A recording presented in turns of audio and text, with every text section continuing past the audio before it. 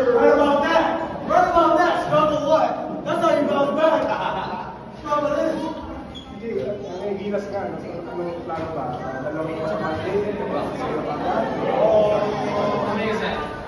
celebrate mo yun and then tignan mo kumabal ako. Siyempre, sayang din naman yung matututunan mo doon. Siyempre kailangan pag-aralan yung system ni Team Web. Kahit naman matagal na ako naglalaro sa kailangan na. Siyempre para sa bayan. Tsaka na yung pahinga. Mahal natin. Diba? Malaki yung chance na manalo dun sa Indonesia. So, let's pray na lang na maging healthy na. Thank you. CJ, natanong lang gano'ng kalaking bagay yung first half ka, init ka sa labas, 4 points.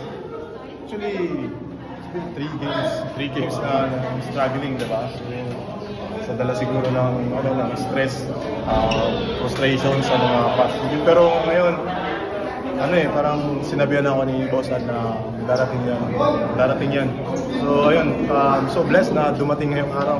Dumating araw yung magandang laro ko and ayun, I'm so grateful na nanalo kami.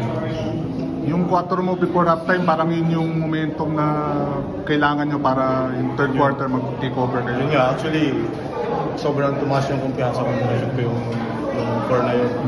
And ayun, actually matagal ko nang inaantay yung ganung feeling na yung mararamdaman mo na may gaganda yung laro ko pag nag-umpisa ka ng maganda. So yun. CJ, yung pep talk ni Boss Al, kailan niya sinabi sa'yo na yung darating din? Actually, every game. Simula nung struggle ako nung game 3, hindi niya kami pinabayaan na sabihan kung ano yung kailangan namin gawin. Lalo na sa akin. Sabi nga niya, mas malas pa ako sa patay. Yung sabi niya, pero sabi niya, hindi sila nawalan ng kumpiyansa sa akin, yung tiwala. Sabi niya, antayin mo lang, darating.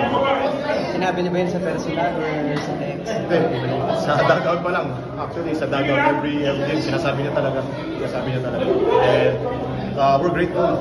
It's an honor na nasa tabi namin sila. And was our support.